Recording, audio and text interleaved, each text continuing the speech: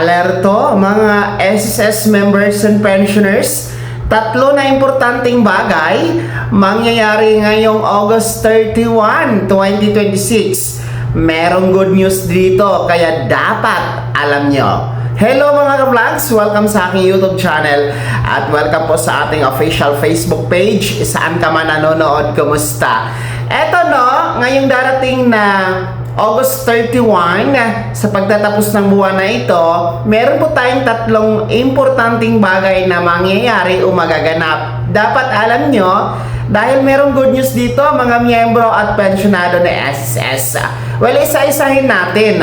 Una, ngayon pong August 31, 2026 ay deadline po yan o huling araw para po sa pag-comply ng Annual Confirmation of Pensioners or SSS ACOP. Well, ito pong ACOP na nire-required for this month of August at deadline nga ngayong August 31 ay para sa mga pensionadong merong edad na 80 pataas. Ulitin ko, mga 80 years old pataas at buwan ng kapanganakan o magbe-birthday sa buwan na ito ng Agosto. Ano man ang petsa from August 1 to August 31. Well, kayo ang nire-require na mag-comply ng ACOP ayon sa Circular Number 2023-013. Nasa Pilipinas ka man o nasa abroad, retiree pensioners, disability pensioners, or survivor pensioners. Basta ang edad, 80 ang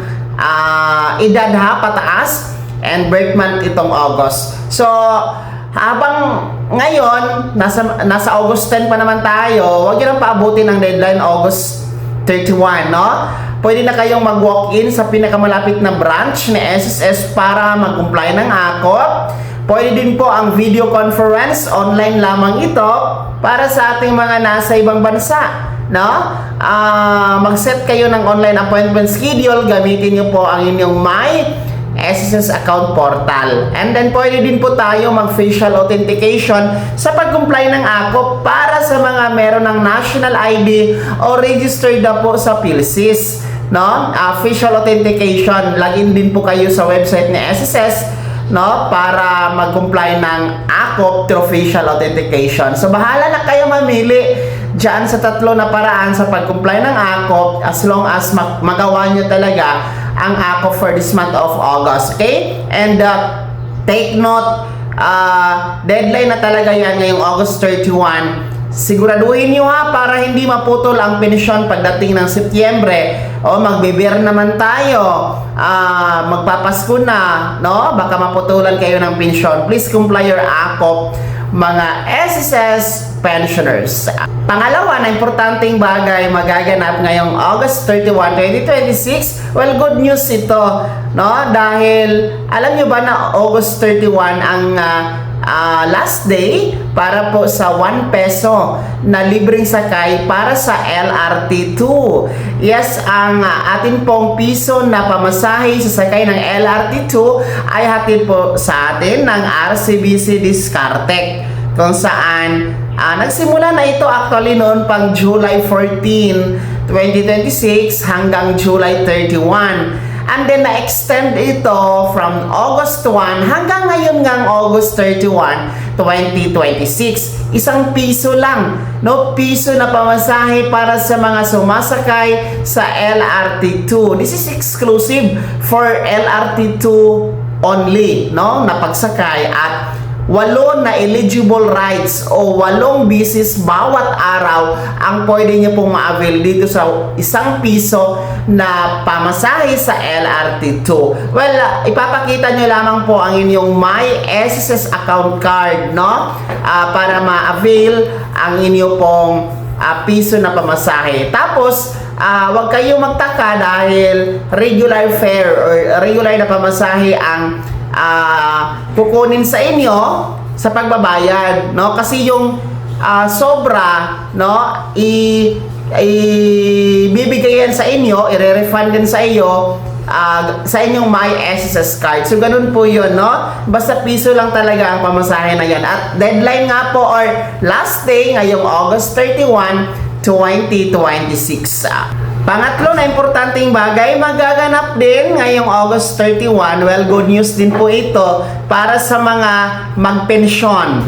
No? Mga magpensyon ngayong August 31. Actually, from June 1, 2026 to August 31, 2026, kung dyan kayo nagpensyon o magpe-pensyon, magandang balita dahil kasama kayo sa dagdag pensyon o pension increase under the Pension Reform Program second round para ngayong darating na buwan ng Setyembre. Actually, kasama naman po talaga kayo sa second round for September 2026. Kaya lang, ang pension increase na paaga noong June 2026, kaya ang mga nakasama doon sa second round, doon sa June pension increase, ang mga nagpensyon as of May 31, 2026. Kaya ang mga nasa June 1 to August 31, 2026 na magpe-pensyon, ngayon po kayong September, no? Next month po yan ang dagdag pensyon. Well, yan ay 10% pension increase para sa ating mga retiree and disability pensioners and 5% pension increase para sa mga survivor pensioners. Okay? So, kayo lang po talaga ang kasama. Yung iba na kasama doon sa June, no? Na pension increase, next year pa. Ang susunod ha, September 2027 sa final round. And yung mga magpe-pension na ng September 1, 2026 to August 2027, sa September 2027 na din po kayo kasama. Basta, ang mga magpe-pension from June 1 hanggang ngayong August 31, 2026, meron kayong dagdag pensyon para sa buwan ng Setyembre. And take note pati yung mga nakalamsam kasi ibibigay yung differential, no, amount ng inyong dagdag pensyon. Hindi naman kasama kasi na binigay sa 18 months advance pension o lump sum nyo ang pension increase. Okay? So yan po ang tatlo na importanteng bagay na magaganap o mangyayari. Dapat abangan ngayong Agosto 31, araw ng Martes, para sa mga miyembro at pensionado na SSS. Kaya naman ano po yung comment at reaction sa balitang ito, ibahagi nyo po sa comment section na nasa baba. Maraming salamat sa pagtutok. God bless. Mag-ingat mga ka-vlogs.